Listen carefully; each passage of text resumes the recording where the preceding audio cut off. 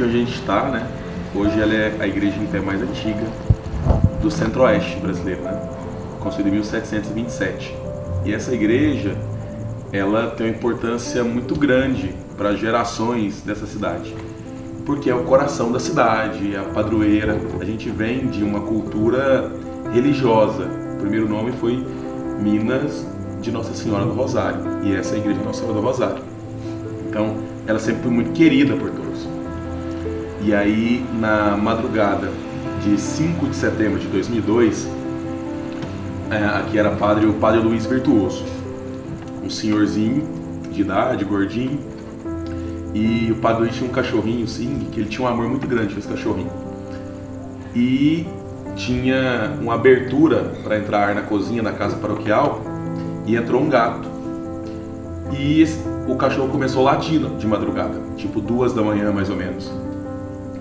E o cachorro não parava de latir, então o padre levantou e chegou na cozinha, viu o gato. Então, o gato não saiu, por onde ele entrou ele abriu a porta. E essa casa, ela é aqui na lateral da igreja, onde está ali o salão paroquial, a administração paroquial, ali era a casa paroquial. Quando o padre colocou o gato para fora, ele olhou para o lado da igreja e ele viu uma fumacinha nesse telhado lateral, onde é a sacristia. E aí ele falou que tem alguma coisa queimando na igreja. No andar de baixo da casa paroquial, no porão, morava o José da Guimauro, que na Via Sacra daqui há 12 anos ele faz Jesus também, né? No espetáculo da Paixão daqui.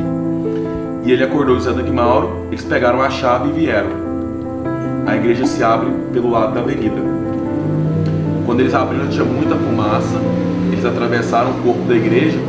E a igreja você abre de um lado, mas você acende a luz, o alarme é tudo do outro lado, na outra sacristia. Então eles atravessaram o corpo da igreja.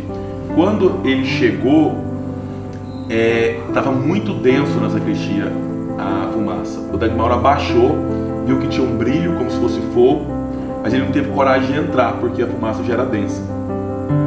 Então eles voltaram, o Dagmar começou a bater na porta das casas, pedindo socorro para o pessoal ajudar, que a igreja estava pegando fogo. E as pessoas se assustavam, demoraram a sair de casa. E aí quando um saiu, foi chamando os outros, ligavam uns para os outros, e as pessoas começaram a vir tentar fazer alguma coisa. E tinha pouco tempo que tinha corpo de bombeiros na cidade. E aqui, por exemplo, não tinha um hidrante, não tinha um caminhão de bombeiro. Os bombeiros tinham como se fosse aquela bombinha de bater veneno nas costas. E eles vieram com aquilo. Quando eles viram como estava e não tinha como entrar, porque a fumaça era densa, eles tentaram com um machado abrir a porta por fora. Só que não sei se vocês viram que tem uns ferrolhos grandes que travam por dentro, que ele é muito difícil você abrir. Eles não conseguiram. Então eles falaram assim, ó, a sacristia está queimando, vamos deixar a sacristia queimar, que a gente salva a igreja, que é mais importante.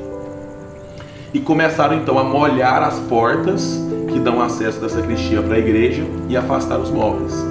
Só que o que eles não imaginavam é que o fogo chegou no telhado.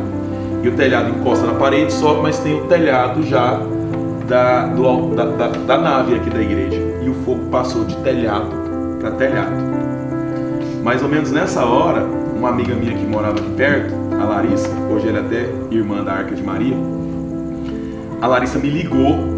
Eu acordei assustado de madrugada, telefone fixo, ainda né, telefone fixo toca, eu se assustava. Eu levantei correndo, atendi o telefone, ela falou assim, corre para a igreja está pegando fogo. Eu falei, o que você está falando, né? Menino do Pino Mariano, corre para a igreja está pegando fogo. Quando eu saio na porta de casa, eu moro a 2 quadras acima da igreja, mas de casa você não vê a igreja. Você via já uma fumaça branca, né? E eu lembro que eu vesti a camisa no meio da rua, eu peguei minha bicicleta, tava sem freio a bicicleta, eu desci correndo, freando com o pé, chegando aqui, e o fogo já tinha chegado nesse telhado. Eu cheguei nesse momento, quando eles viram que o fogo passou para o telhado. E eu entrei na porta lateral da nave principal do fundo. Quando eu cheguei, foi uma das visões mais impactantes que eu já vi da igreja, mas também mais triste, né? Porque a gente tinha altares barrocos em que eles eram pintados com folha de ouro. Então, o fogo começa dessa parte aqui. Então isso aqui já estava incendiado, o telhado. E aí vocês viram que tem o arco e aí a nave fica mais larga. Vocês devem saber que o fogo, ele procura oxigênio para ele se manter. Então o fogo ele vinha como se fosse uma língua de fogo. Esse telhado onde tinha pintura, você já não via pintura. ele todo tomado de fogo. E vinha uma língua de fogo e ela fazia esse movimento, passava embaixo do arco e ela abria, né? E aí, então o fogo sumia, porque ele achava o oxigênio que se alimentava. E todos os altares brilhavam, assim, sabe? Era um brilho esplêndido, mas tenebroso, né? E aí, nesse momento, todo mundo viu que não vai mais salvar a igreja. Os bombeiros viram, comunidade, quem já estava acordando, e aí nisso a cidade toda estava acordando. Uns ia ligando pro outro, batendo na porta, e todo mundo vindo para a porta da igreja.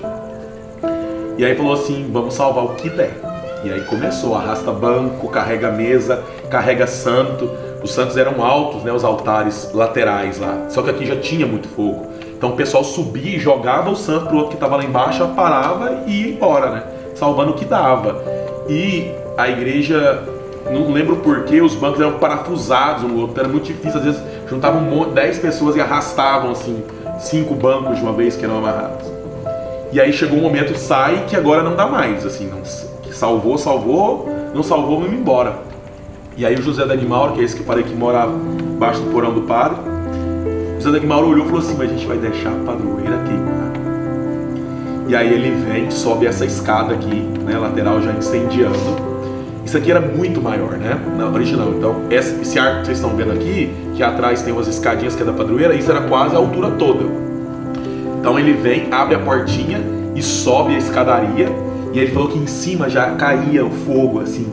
Aí quando ele chegou nela, estava quente, a imagem era de madeira, estava quente. E aí ele abraçou e ela queimava o braço. E isso já sapecava os pelinhos. E aí ele desce correndo com ela, a escada, tudo. E a última imagem que é salva é a padroeira, né? E ele consegue tirar da igreja.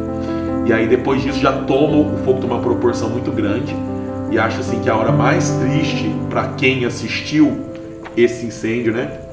Daí por diante é quando o telhado ruiu, né? Porque aí você escuta os estralos. Não sei se vocês andaram na igreja toda, mas olha a grossura das toras, né? Que sustentam o telhado. Em um momento isso queimou. E aí deu aquele estralo. E aí o telhado desceu. Quando isso bateu, sobe aquela brasa terrível. Aí a gente falou, perdeu o resto. Aí foi o pior momento, assim. A sensação pra gente é como se perdeu uma pessoa da família, assim.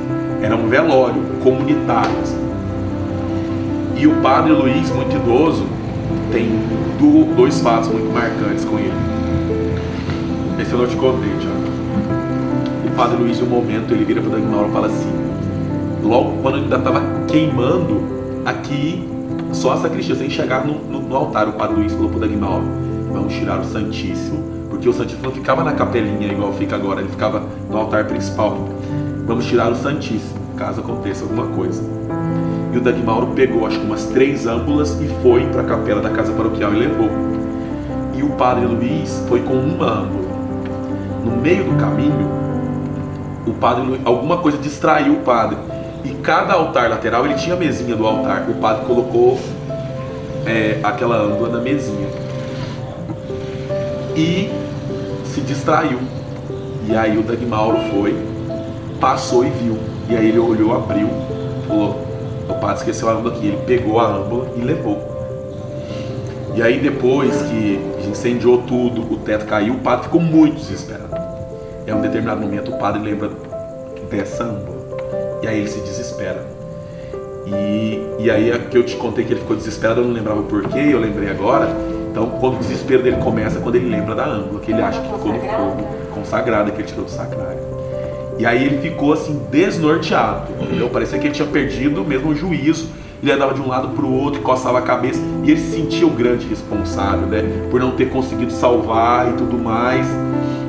Tudo aquilo acontecendo. E aí ele ficou muito desesperado. O Dagmauro entra e vê aquele espelho e fala, não, pá, estava no altar de Nossa Senhora das Dores. Ele falou assim, eu peguei. Vamos na capela. O Dagmauro leva ele na capela e mostra. Essa âmbula, padre, essa âmbula. E o padre andando de um lado para o outro desesperado. De repente o padre para. Acho que ele cai em si e aí ele fala assim, onde vamos celebrar isso? Naquele momento, para ele já mudou o foco, do desespero. Acho que ele pensou, sou o pastor desse povo e eu tenho que fazer alguma coisa. Onde vamos celebrar a missa? E aí ele já começa a mobilizar todo mundo que está ali para celebrar a missa. Ele era quinta-feira, né? Quinta-feira tinha missa, adoração do Santíssimo. E aí, quando fazia a quermesse, aqui tinha uma quadra, se colocava uma tenda tipo de circo para poder celebrar a missa. E aí o padre já mandou buscar essa tenda que o cara montava, o cara já montou, começou a buscar os objetos sagrados das capelas e tudo mais para montar. Tinha um salão paroquial que tinha muitos bancos que estavam interditados, a gente quebrou lá os negócios que estavam prendendo, aí nós entramos, tiramos os bancos para fora, enchemos a barraca e o padre falou: tem que ser tudo muito arrumadinho, muito digno, porque é para celebrar a missa. Então se forrou o altar, se colocou flores e ele celebrou a missa naquele dia, na barraca. E parecia uma missa de corpo presente, assim, né? O sentimento de todo mundo ali que estava naquele lugar. E aí eu estava contando essa história pro Thiago e ele ficou muito interessado, ele perguntou: cadê o Padre Luiz? E o Padre Luiz morreu em abril do ano passado de Covid. O Covid acometeu ele ficou internado alguns dias na Santa Casa e aí ele foi entubado e não resistiu, porque já era muito idoso. E hoje nós estamos aqui com a história do Ronaldo, que era um sacristão, e gravando nesse lugar, depois de uma pandemia, onde o padre que lutou junto com a igreja, que foi incendiada, foi cometido pelo Covid, e nós realizávamos a Paixão de Cristo e ficamos 2 anos sem realizar a Paixão de Cristo por conta do Covid.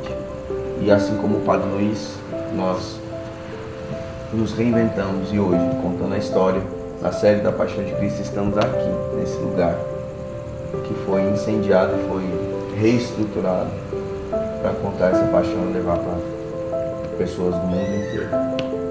Esse é o Cristo que a gente serve, que nos surpreende, que nos ama e que mesmo numa igreja pegando fogo nos faz lembrar do espírito de Pentecostes como línguas de fogo, para que a gente não se esqueça que Ele é o caminho, a verdade.